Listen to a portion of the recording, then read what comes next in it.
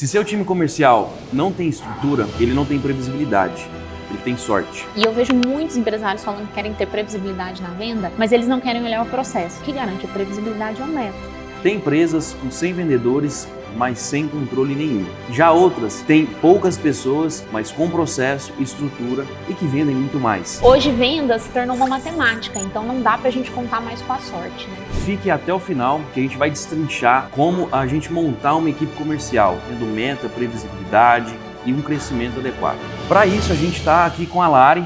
Seja bem-vinda, Lari. Uma experiência vasta em estruturação comercial. Até queria passar a palavra para você, Lari, se apresentar um pouquinho para a gente, falar um pouquinho da experiência. Gustavo, obrigado por me receber. Então, sou Larissa Pereira, sou sócia hoje na Minerva Inteligência Estratégica, uma empresa que trabalha com a estruturação de processos de geração de demanda e times comercial. Há mais de 10 anos aí com experiência no mercado de SaaS, tecnologia, o mercado rental, no varejo. E vai ser um prazer falar um pouquinho desse tema que é tão bacana para a gente aqui com vocês hoje. Eu queria ir direto na estrutura. E a primeira pergunta que eu faço para você, quando a gente olha um time comercial, o que define essa estrutura? Tá, essa pergunta é excelente para a gente começar a falar sobre estrutura, porque estrutura não é só quando a gente fala que tem as pessoas, a gente precisa ter as pessoas, as métricas e os processos, né? Então, isso tudo tem que trabalhar para que as pessoas possam estar nos melhores lugares e executando as melhores atividades. Legal. Hoje, o que acontece é que a gente vê muita gente com pessoas, mas sem a parte de estrutura, processo, né? Então, hoje vendas se tornou uma matemática, então não dá pra gente contar mais com a sorte, né? Show, Lari, mas quando a gente fala aí de estrutura, a matemática de pessoas, né? Aprofundando ali na questão comercial, seja pré-vendas e vendas, o que você vê nesse sentido? É necessário separar, né, essa estrutura? Porque hoje a gente vê muitas empresas com uma estrutura única. Qual que é a sua visão referente a essa estrutura mais dupla ali, né? Pré-vendas e vendas? Eu acho que tudo é uma questão de momento, Gustavo. Eu acho que no início, enquanto você está estruturando os primeiros processos, as primeiras métricas, talvez seja importante você ter uma estrutura única para você ter todo mundo fazendo um pouco de tudo e entendendo como aquilo vai funcionar.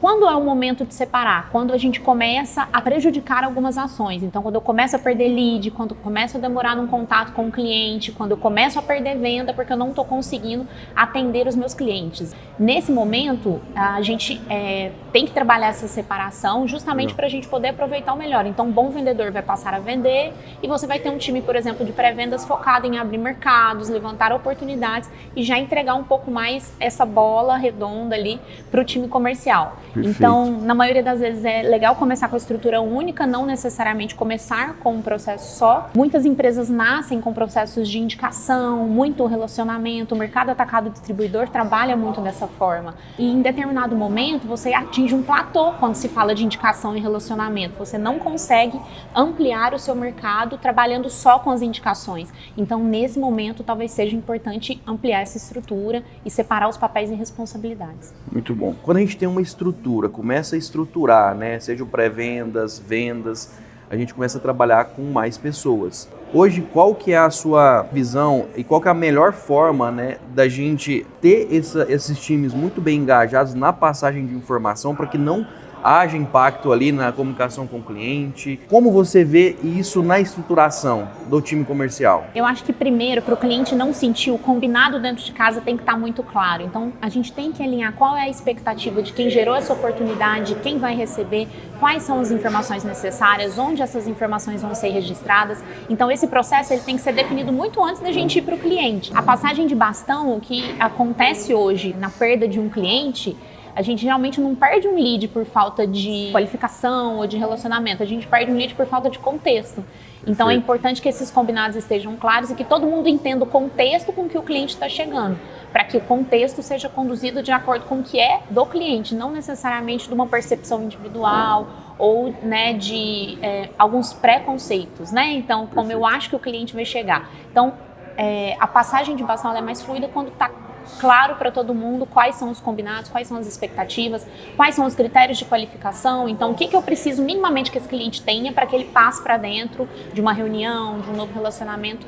Então, são muito importantes essas métricas que suportam as pessoas dentro do que a gente chama do processo. Muito bom. Mas a gente tem um ponto muito importante que é a segmentação desse cliente na atuação de cada papel. Hoje, como é que você vê esse processo, essa estrutura?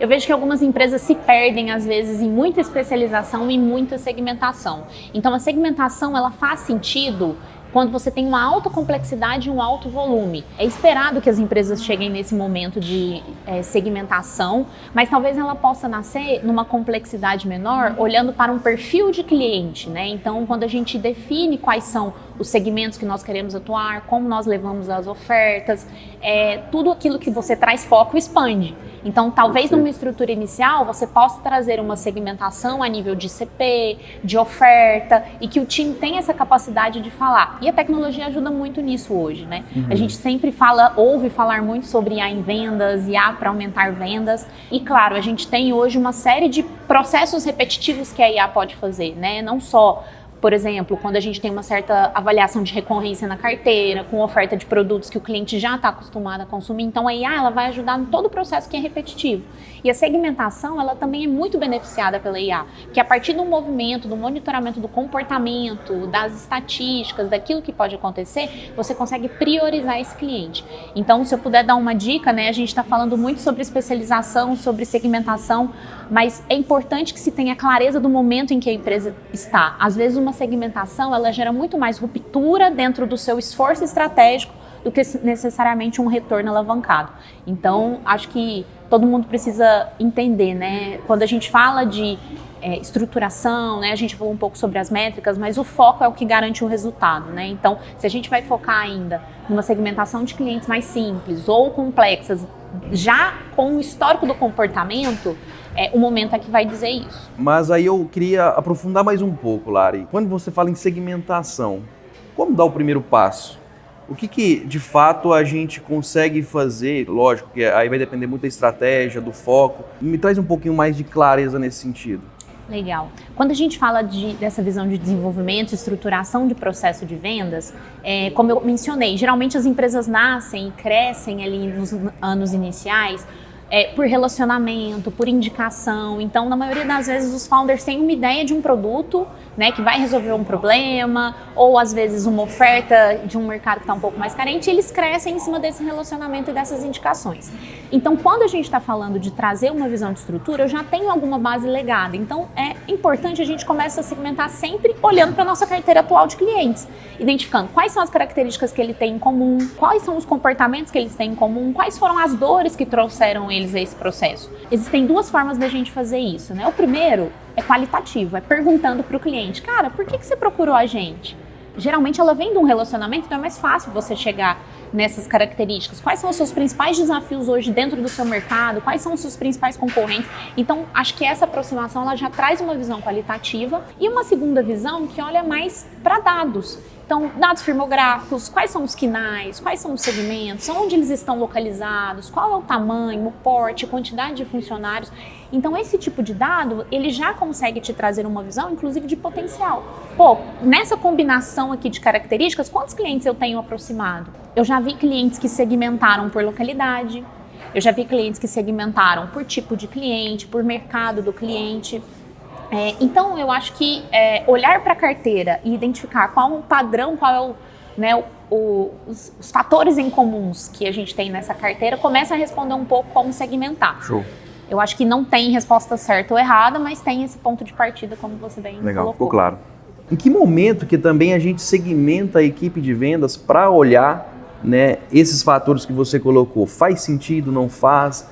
Enfim, qual que é a sua visão nesse sentido? Gustavo, eu acho que um pouco parecido com as respostas anteriores, quando aquilo começa a ficar muito complexo. Eu acho que existem alguns tipos de especialização que a gente trabalha dentro do time, olhando para a segmentação, que passam por canais de entrada, que passam pelo segmento. Então, como que eu falo a língua daquele cliente, né? E também, eu acho que mais importante hoje é pelo tipo de cliente. Então, eu estou tratando com um cliente que já compra comigo, eu estou tratando com um cliente que nunca comprou comigo. Essas especializações, quando eu falo de tipo de canal e tipo de cliente, né, tipo de canal de aquisição e tipo de cliente, na maioria das vezes são as primeiras especializações que a gente faz dentro da segmentação, né, do cliente. E hoje, principalmente nesse comportamento de relacionamento, né, o que eu comentei, o relacional, aquilo que tem um padrão, aquilo que tem uma recorrência, facilita essa visão da oferta. Por exemplo, conseguir disponibilizar ferramentas para que o cliente tenha um processo de autosserviço. Hoje, Na maioria das vezes, quando um cliente chega pra gente, seja um cliente da carteira ou seja um cliente novo, ele já tem todas as informações que ele precisa acerca de nós, acerca do nosso produto, ou acerca daquilo que ele precisa.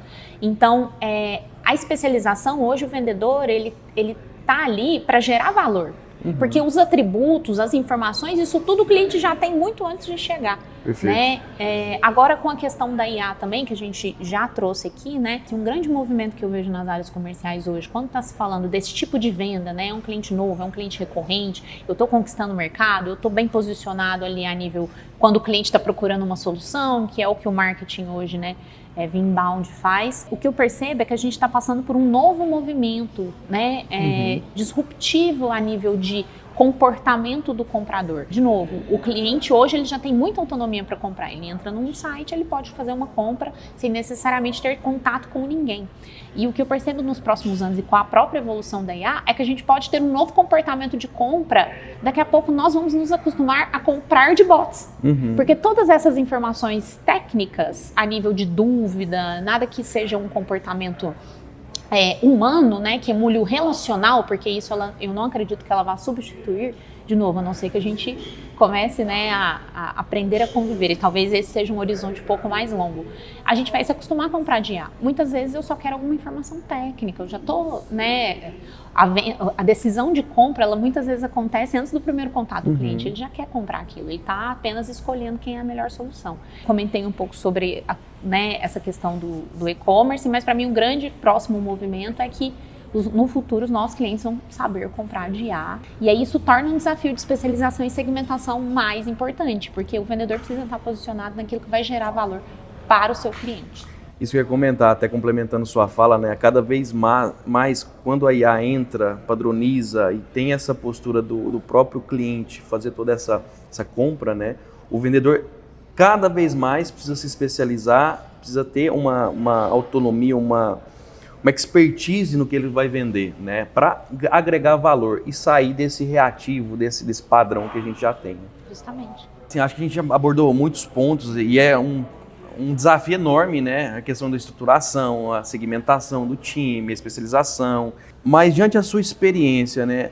Quais erros que o mercado, até você já visualizou que é comum, como você aborda e qual que é a forma que isso se dá para que não aconteça nas organizações? A gente falou um pouquinho sobre essa questão do processo e do método, né? Então, trazer essa visão das pessoas com as métricas certas e os processos corretos. E dentro do próprio processo da consultoria, o que a gente fala é que é um aprendizado. Então, com o cliente, a gente vai garantir que a gente não está errando o que a gente já errou em outros clientes ou que a gente viu que não funciona, mas o erro, ele precisa ser aceito dentro do processo, né? Então, em alguma medida, a gente só tem que ter o processo bem estruturado para que a gente, e a métrica principalmente, para que a gente perceba o erro e corrija rápido o erro. Então, a gente gera um aprendizado e consegue evoluir, né? Então, acho que tem esse conceito muito forte de evolução.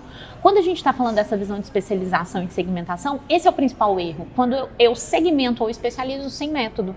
Então, eu ouvi que alguém fez e deu certo, mas não entendi se funciona para o meu contexto. Eu peguei só o que ele fez de bom. Eu vejo isso muito acontecer quando a gente está falando de benchmarking. A gente pega a métrica que funciona, qual é a métrica que o mercado pratica, qual é a métrica que aquele cliente tem. Só que para ele chegar naquela métrica, muito provavelmente ele errou e essa métrica oscilou muito tempo ao longo do processo. Então, talvez a pergunta correta, quando a gente vai fazer um bench, né, e a gente começa na consultoria muito falando sobre isso, é assim, cara, o que deu errado? Quero que você me fale o que deu errado para eu não errar aqui. E eu erre coisas novas e gere novos aprendizados e escalone mais rápido. Quando eu vejo, assim, os principais erros quando a gente está falando de estruturação é isso. Eu segmento porque todo mundo tem SDR hoje, eu segmento porque todo mundo trabalha com Hunter e Farmer hoje. E às vezes o seu perfil de cliente, que é um cliente de recorrência, ele não precisa de uma visão de gestão de carteira tão relacional.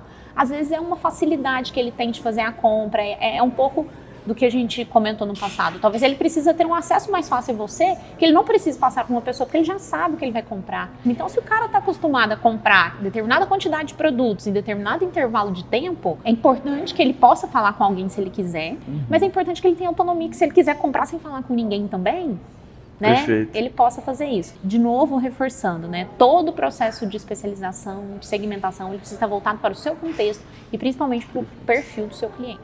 o método existe, né? Ele só vai ser aplicado conforme o contexto. Precisa ver o momento da empresa, as características, né?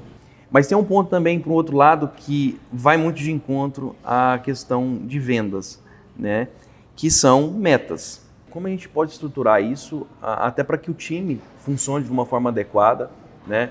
Não tenha impasses ali, né, em questão de incentivo individual, que atrapalhe no coletivo. Essa relação ela é muito presente hoje, né? Na sua visão, como é que a gente pode dar início e estruturar isso dessa forma? Eu acho que para funcionar como um sistema, primeiro tem que ter claro quais são essas etapas, né? Então, cada área precisa ter uma visão clara de aonde ela gera o maior impacto. Eu gosto sempre de trabalhar com indicadores combinados, que são os indicadores finais, né? Então, são OKRs que precisam ser da empresa, seja um NPS, seja o faturamento, na maioria das empresas é isso hoje, né? O nível de satisfação do cliente, o faturamento, vendas, quando a gente está falando de uma estrutura comercial, todo mundo tem que estar apontado para isso. Todas as áreas precisam ter clareza de quais são os indicadores que elas impactam diretamente, né? E até num segundo nível, eu gosto sempre de trazer a métrica de resultado, né, que é dentro daquela etapa do sistema onde ela está impactando, e as métricas de esforço também, porque no fim a métrica de esforço, ela não é para mostrar se você fez muito ou não fez, é para mostrar se você está sendo eficiente ou não, e se você não está sendo eficiente, o que precisa mudar, né? Então, nessa visão qualitativa e quantitativa. Isso funciona tanto para as diferentes áreas, então quando a gente está falando de arquitetura de receita, o time de geração no marketing precisa entender o que é a expectativa desses leads, quais são as métricas importantes dentro dessa etapa, o time de BDRs, qualificação, entender quais são esses critérios, a passagem de bastão para o time de vendas, quais são esses perfis, como a gente está atuando, e a área de Customer Success também entendendo aonde está essa rentabilidade e ajustando também com as outras etapas desse fluxo. Mas eu trago outra situação que é o fator de comissionamento, né, dos vendedores, que é um assunto de certa forma às vezes polêmico. Qual que é o melhor formato? Fixo, mais variável, só o fixo? Enfim, né? Como é que você vê esse cenário? Eu acho que o comissionamento ele tem que estar apontado para o seu objetivo naquele momento. Se o seu objetivo, por exemplo, é o faturamento, é a quantidade de clientes, na maioria das vezes você vai ter que atuar com um variável mais agressivo, né? E aí se for em volume, se for uma métrica de volume, uma métrica de faturamento, talvez você tenha que apontar para esse variável mais agressivo. Só que se, por exemplo, nesse momento você está com um churn muito alto, de um histórico de perda de clientes, ou clientes que não está fazendo sentido, reposicionamento de mercado, talvez a qualidade seja mais importante. Então você não pode remunerar pelo volume de vendas que ele está fazendo. Você tem que remunerar por outros indicadores. Então a gente está muito acostumado a achar que o time comercial precisa ser medido necessariamente por volume de faturamento. É uma das métricas e é uma das métricas mais importantes quando a gente fala a nível de crescimento. Mas nenhuma empresa quer ter um vendedor que vende a todo custo. Né? Então, isso precisa estar posicionado dentro da sua estratégia. Talvez na sua estratégia em determinado momento você prefira pagar um fixo mais alto para ter pessoas com uma senioridade maior porque você está com uma gestão de carteira mais complexa. Ou porque você quer entrar em mercados que são de big accounts, né? Contas grandes. Então você precisa ter um nível de maturidade mais alto. E aí não faz sentido você ficar remunerando às vezes o carga agressivamente por aquisição de novos clientes. Né? Então, a estrutura da remuneração ela tem que ser construída para aquele objetivo. Agora, trazendo para o quesito performance, quais são as atividades dia a dia que a gente tem que acompanhar até para a gente garantir, né, todos os objetivos, resultados? E faz sentido, quando a gente fala de clientes, leads bons, é interessante direcionar, de fato, para vendedores bons ou isso não tem relação? Como é que é a sua visão referente a isso? O que eu vejo hoje, Gustavo, é que tem muita empresa que tem bons vendedores, mas não tem processo. Como é que a gente sabe que a gente está nesse nível de estruturação? Quando eu não dependo do vendedor, quando o resultado, por exemplo, não oscila tanto, quando eu tenho mais previsibilidade. E eu vejo muitos empresários falando que querem ter previsibilidade na venda, mas eles não querem olhar o processo. Na maioria das vezes eu quero contratar um recurso do mercado, eu quero ir no meu concorrente e contratar uma pessoa, e não é isso que vai garantir a previsibilidade. O que garante a previsibilidade é um método. Então, quando a gente fala de performance, a gente sempre tem que acompanhar essas métricas. A métrica de resultado, que é, de fato, aquilo que a pessoa está entregando, e principalmente a métrica de esforço, né? Então, se eu sei que eu tenho que fazer 10 vendas no mês, e para que eu faça 10 vendas eu preciso falar com 100 clientes, o quanto os meus vendedores estão próximos desse resultado de falar com 100 clientes, ou gerar 100 pedidos, né? Então, A performance, ela precisa ser acompanhada nessas duas medidas, né? Desculpa, quando eu falo do esforço e do resultado. E falando de esforço, né? A gente tem métricas que são qualitativas, taxa de conversão é uma, né? Então, isso aponta para qual parte do processo que você já estruturou, você precisa fortalecer com aquele vendedor. Né? Quando a gente depende de superastros dentro de um time, você fica refém, né? Refém desse cara sair, levar a sua carteira. Então, tudo aquilo, e a tecnologia, de novo, ajuda muito para isso, né? Então, quando você tira essa dependência da pessoa e traz essa dependência para um processo, garantindo que um processo bem executado é um termômetro para que a pessoa atinja o resultado individual dela e, consequentemente, o resultado da empresa, você consegue ter uma métrica eficiente e um time que performa, né, de forma satisfatória. Em relação a separar por tipo, eu vou dar para um cara que converte mais, os leads mais quentes, de novo, tem que olhar para a métrica para tomar essa decisão.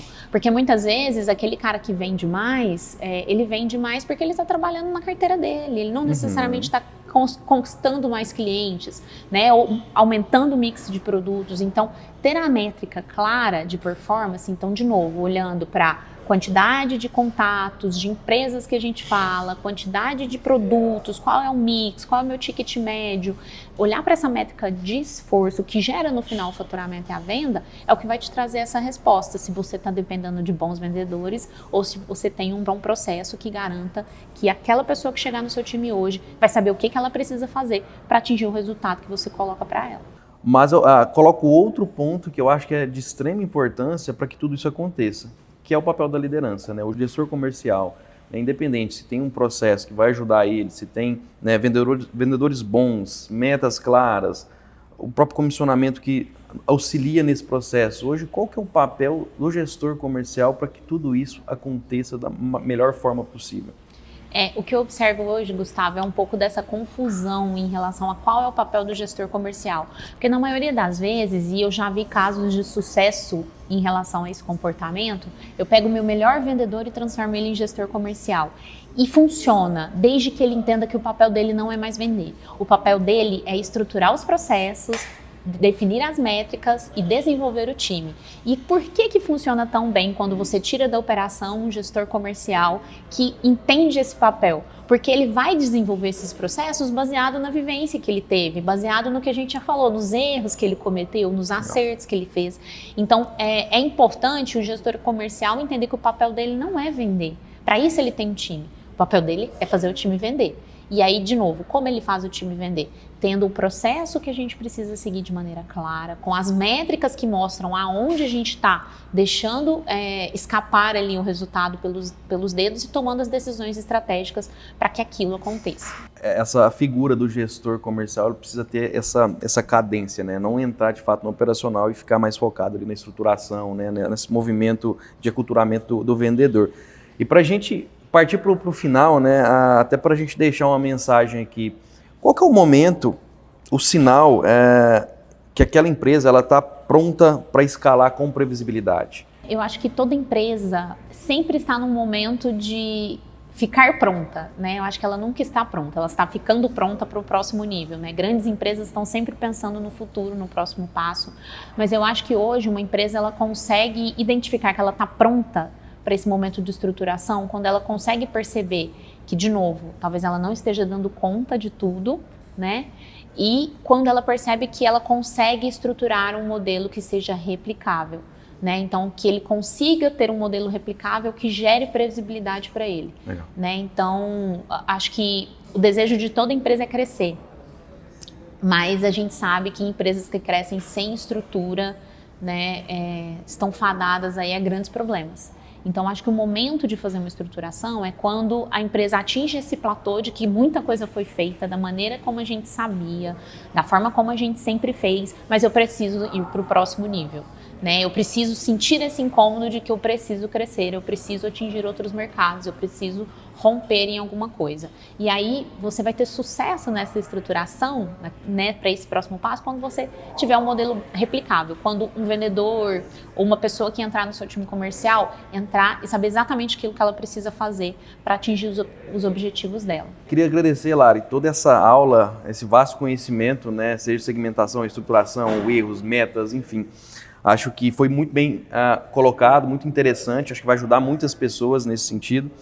E compartilha um pouquinho, né, o seu contato, onde a gente pode te encontrar, onde o pessoal pode te encontrar nesse sentido, porque acho que conhecimento nunca é demais. A gente vai deixar nos comentários aqui para que vocês tenham acesso também à Lari.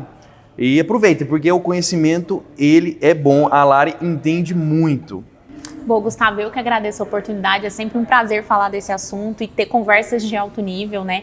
Então, o nosso LinkedIn é Minerva Inteligência Estratégica, podem procurar também, meu LinkedIn é Larissa Pereira, estou sempre disponível para bater papo, para fazer trocas, e de novo, agradeço muito a oportunidade, é um prazer ver o que vocês estão fazendo no mercado B2B, o que vocês estão fazendo no mercado de tecnologia, e poder participar disso com vocês é realmente muito satisfatório. Obrigada mais uma vez. Bom, pessoal, se esse conteúdo te ajudou de alguma forma a ter boas escolhas, estruturar a casa, deixa o like, se inscreve no canal e encaminhe para uma pessoa que precisa organizar essa casa.